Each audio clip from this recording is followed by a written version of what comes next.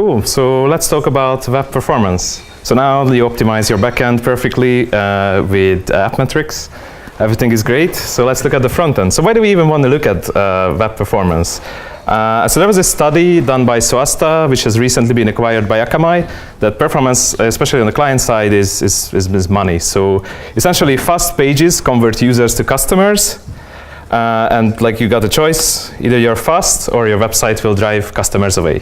So that's the sort of motivation for this talk. So I'm Csaba. I was doing web or something related for like about the past 10 years, as Greta said, with YLD for a bit as well. And now I'm at HomeAway, which is like a vacation rentals marketplace. And I'm a consultant there, helping out with building their landing pages. And we care about performance quite deeply and try to improve it as much as we can. So enough about me, how about you guys? So is there anyone here who's not like a web developer, or at least full stack with a bit of web? Everyone is a web developer. That's for, oh, wait, okay, all I can say is sorry. I mean, tell your web developer friends about this talk. I'll try to make it interesting still. Hopefully, it's going to be interesting. So today, we're going to talk about not really tips and tricks and that sort of stuff, but more focus a bit on measurements. So the kind of thing is that you can't really improve what you can't measure. And if you have if you measure the right things, that can give you like a good mental model to optimize what really matters. So more specifically, there are some recent trends that have been emerging, and some of them might have been cooking for a while, but they're becoming like more realistic. And one of them is user-centric metrics. So focusing, like trying to leverage performance metrics that really map really well to and affect the user experience. And the other thing is like measuring performance of real users in production. So this talk is partly inspired by some of the talks in Google I/O this year. Anyways, I will share like a list of links and things after the talk along with my slides, so you can just look things up for yourself as well. So let's talk about how do we define fast? Like, can we just is there like a single point in time when you load your page where we can say that the page is loaded even? So the browser gives us DOM content loaded, which is essentially when your initial HTML has been parsed, like DOM has been built, but that's not really a good metric. And in some cases, if you have like render blocking CSS, you might not even have anything on the screen because rendering is blocked. Is it the load event? So that's when like all the resources have been loaded. So do you really want to worry about that image in the footer that someone forgot to lazy load? Probably not. So again, that's not really a good metric. So maybe one of the things, like one metric is not enough. We need to think about the whole experience. And the other thing really is that none of these things actually map to the real user experience. And this is what we want to focus on. At least this is what I want to focus on in this talk. So what if we put on our user hat and really try to think in terms of how the users are perceiving performance, and just like try to ask some questions that might come to the user's mind. And this is what I will try to do now. So number one thing that comes to the user mind is was the navigation successful? Is this thing even happening? What's going on? Is the server responding? That's more like a developer thing, but yeah, anyways. So the main question, is it happening? Next up, how quickly can I tell that, that there's enough content on the page that it's meaningful? I know that I'm on the right page. I can make sense of the page, essentially. And even after, later, if I try to interact with the page, is that interactive? Is it responding to my clicks or taps or anything like that? And also, are these interactions free of lag or jank or anything like that? And so if you look at these questions, that kind of gives us a framework to think about performance metrics as well. And it kind of captures how the users are really just looking for some sort of visual feedback and reassurance that everything is going to be okay, everything is going okay, I'm doing the right sort of things. So what I will try to do a bit later in this talk is try to link metrics to each of these questions when it comes to the user experience. But before that, let's just do a quick run through of where we can get user experience metrics from. So anyone knows webpagetest.org? So that's essentially a free website. You can put your URL in, and it will execute some tests in a real browser at various locations. It's actually free. It's open source as well, because sometimes on the actual site you might get like queued behind other users. And to be honest, there are some like commercial products are built on top of this as well. So next up, Lighthouse lives right there in Chrome DevTools under the Audits tab ever since Chrome 60. So originally it was like built as a tool, as like a progressive web app checklist for Google. Then they realized that they can do so much more, and it gives you lots of like performance metrics as well. And last but not least, in the browser as well. Like the browser can give us like lots of performance metrics. So there's this nice performance observer interface, and what that gives you is essentially you can subscribe to performance entries, and you can be notified of these new performance entries as they are added to the browser's performance timeline. And the nice thing is you can even report this back to your analytics if you want to, or just like if you run a test, you can just get hold of like these entries. So if you look at like there's this entry type thing there, so that's how you specify what sort of events you're interested in. So like the resource one is all about like the timing of how resources are loaded in the browser. So there are some new APIs and some new event types, and we'll talk about some of those later on. So it's kind of interesting. There's some interesting situation going on with Safari, because this is in Safari 11, but not in mobile Safari for whatever reason. And for Edge, it's under consideration at the moment. So like, yeah, just be mindful of browser support.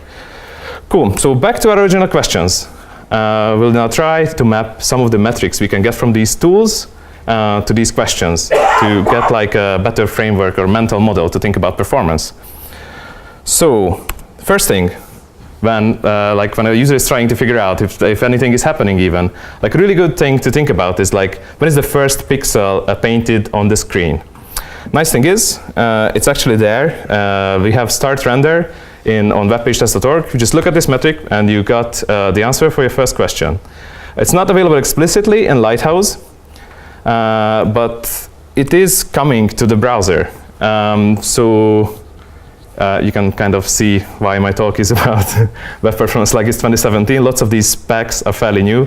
Actually, if you go to caniuse.com, you won't even find this because it's so new, but it's there in Chrome 60 and potentially coming to like browsers as well. So the browsers as well. So if you remember like a nice performance observer, you can just tell it, oh, I'm interested in entry type paint, and it will give you events like first paint, which is essentially what we wanted, like when the first pixel is painted on the screen. So with that, we kind of answered the first question. It's like how quickly the user gets visual feedback that anything is happening at all.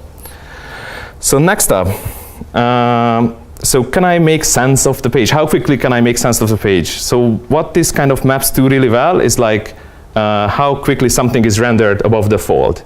So what we mean by above the fold is really just this initial viewport of your browser. Because like, I mean, probably the user won't care that much first, like if anything is happening in your footer, right? So we just try to prioritize above the fold content really. So the metrics for this really is, there's one metric in webpagetest.org which is called visually complete. So sometimes what I struggle with is like, so the metric is there, but the definition sometimes is a bit difficult to get hold of. But anyways, what visually complete means, I like did some research for all of these. So what visually complete is essentially when 90% of the pixels above the fold is no longer changing. So what like WebPageTest really does, it just takes like a screenshot quite frequently and looks for the moment when like the color histogram of the page is no longer changing, at least like it's 90% the same. So you can see how, for example, full screen videos can mess with this. So not like some of these metrics are not perfect, but still can give you a good indication. So next up, actually there's another metric in Lighthouse, which is called time to first meaningful paint. It has a slightly different definition. So how they define it is essentially the paint that is that follows the biggest above the fold layout change, plus when web fonts have been loaded, because they realized that on lots of sites, like there was some trouble with like web fonts and like you couldn't see contents because of them. So that's how they define this metric. So there is a problem with these metrics though. Like if I'm trying to make sense of the page, like not everything above the fold has the same importance. And the problem with these metrics is that they give all pixels the same importance and not like prioritizing things. And this is when we can talk about hero elements, which is like an even like newer concept. So as you can see that how like the metrics are evolving, sometimes we realize that there are better things we can look at. And this is like one of those cases. So for example, you look at there, so for at the FT, one of the most like important things is that, you know, the H1, if I see that, I know that I'm on the right page. I clicked on the article, oh yeah, this is definitely the article, I'm on the right place. If you look at something like home away, again, like the H1 is fairly important. You know that we are in the right destination. And like I guess in our case, like this beautiful hero image, we really want that to be there, because that's kind of another thing that gives like real context to the user. Unfortunately, this is neither in web page test or Lighthouse. So this is, again, like even newer. I think there were some issues going on in the W3C repos. I mean, what I mean is like GitHub issues about this, but it's not there yet. But around a month ago, one of the guys from Google actually implemented a polyfill for this. It uses the mutation observer and intersection observer. I mean, it's really new. I haven't actually tried, but if anyone tries it, please let me know how it works. What we use is actually something else. So I mentioned that there are some commercial products built on top of webpagetest.org. So SpeedCurve is one of them, and they recently implemented hero element timing, and this is what we use. Actually, that's like apple.com like a few months back. But you can see they give you H1 render or like largest background image render, and you can even like put like the idea is that you will be able to put things like an element timing attribute in your markup, and it will report back like when the DOM was built for that and when paint happened for that. But it's not that straightforward. So anyways, like it's getting there. So I guess, yeah, that's all about like meaningful or making sense of the page. So when it comes to usable, like how quickly I can interact with the page, it's like one of the first questions that we need to ask is like, has JavaScript been loaded that will make our page interactive? And to do that, actually what we do, so there's this nice user timing API. So what that allows you to do is essentially put like custom marks and measures in the browser performance timeline. Lots of the tools like WebPageTest and Lighthouse will collect these metrics for you. And you can just do like a report on them. Like even in WebPageTest, when you run the test, you will see all of these like custom timings. So actually in our case, so we use React. So what happens, right? We do server-side rendering. The content is there. The page is actually rendered. But if users try to click on the date picker, they have to wait until a JavaScript is downloaded, then until a React app boots up. And actually in like componented mount, we just fire this mark. And this is what we can track. And it's really nice. We can see how things are going. But is that enough? So will that component actually be interactive? And there's another thing we should worry about. So are there any long tasks blocking the main thread? OK, that might be a bit of a mouthful. But anyways, let's go into that and see what this is all about, right? So how the browser responds to user input is that essentially it adds adds these as tasks into like a task queue. And the main thread will just execute these one by one.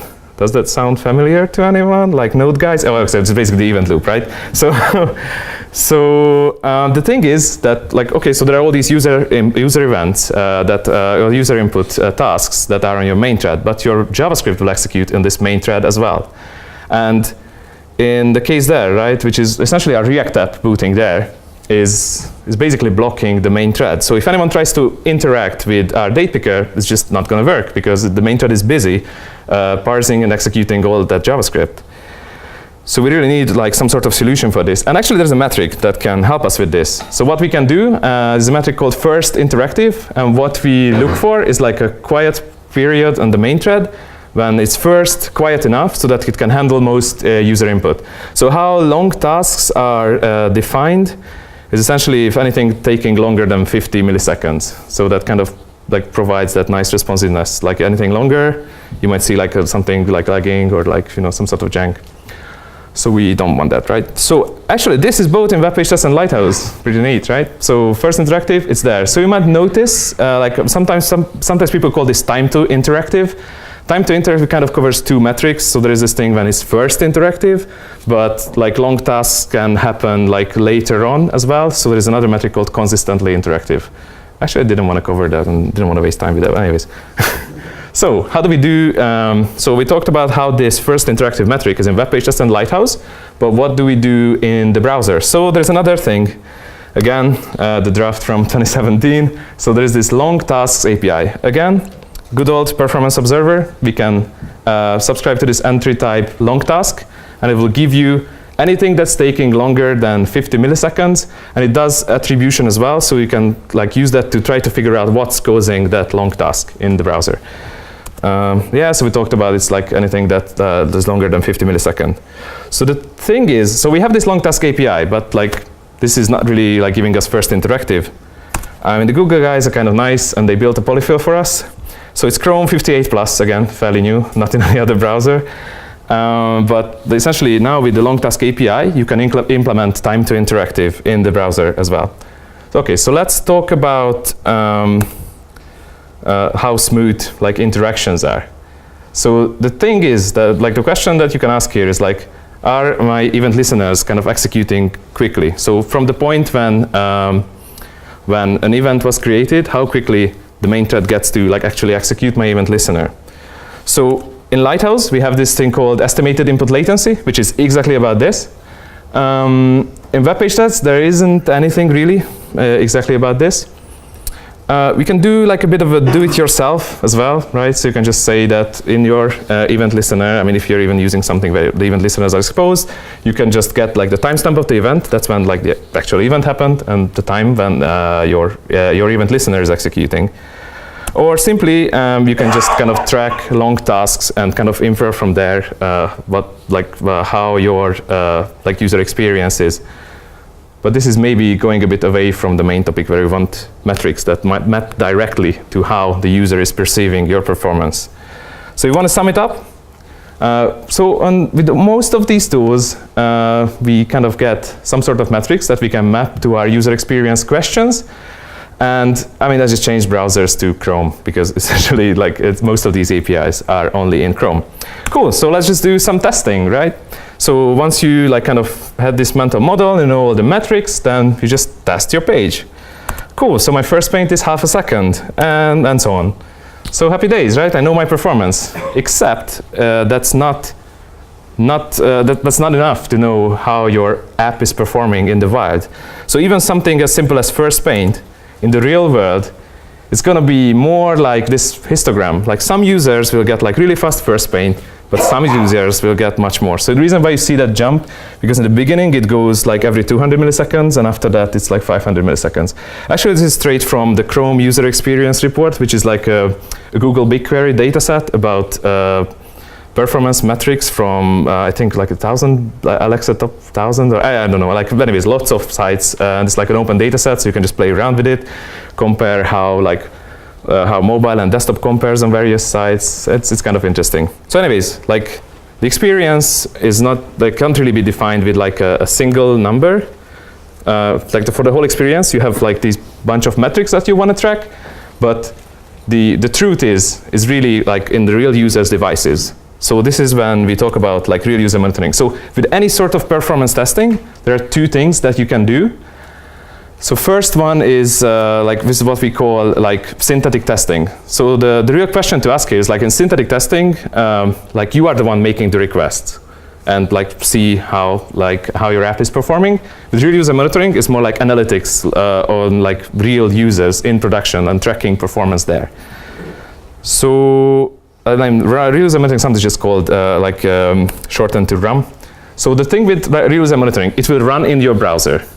So, or your user's browser.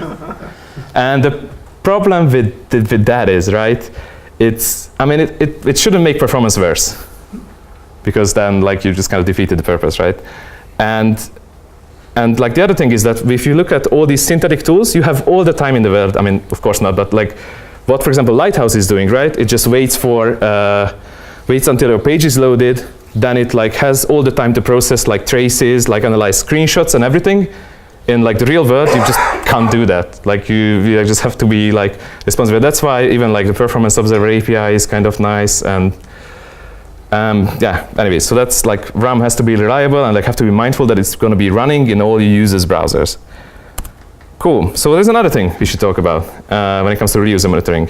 And this is something called survivorship bias. So what happens is, like, just imagine like you're at like a 3G, like really bad spot or something, and like your page is loading really, really slowly. So what can happen quite easily in that case, your analytics JavaScript might still be loading, or maybe it hasn't even started loading, but the user is bouncing. This is what sometimes they also call like load abandonment. So survivorship bias or like telemetry loss bias is more of a generic concept about like web analytics or any sort of analytics. And load abandonment is essentially this thing when like users bounce before they even get to your analytics. So you have no idea what happened, right? Except there's one thing you can do. You can track this visibility change event. This actually has like good browser support, so just put it in the head, like small script, just fire that, and you will know what happened. But of course, you can use like server-side analytics as well, and like, you know, if things are not matching up, you might be having a problem. So, but even that is not always helping. So, for example, I don't think like visibility change fired there, so it's kind of like, yeah. So, okay. Anyways, I thought it would be funny. Yeah. so now let's talk about something that makes me feel like that a bit, and that's browser support. And that's the number one thing, I guess, preventing us from doing more accurate and like more like real user monitoring today. So if my talk was really just about real user monitoring, I might as well title it something like Perf like it's 2020, or maybe even later, right? By the time all the browsers adapt to all these things. So that's definitely a challenge. Also, when it comes to synthetic and RAM, I'm not saying that you shouldn't use synthetic and like really just rely on RAM. Like, it can work quite well together. So you can use synthetic to make sure that you don't have any performance regressions. Like in your pipeline, even before you roll something out, you can just run some synthetic testing, make sure that, performance is the same. And then in production, you verify things with real user monitoring. So to sum it up, think about performance in terms of real user experience, and try to leverage user-centric metrics that map to this like user experience. So use synthetic testing to prevent regressions, and verify your performance with real user monitoring. So that's it. Yay.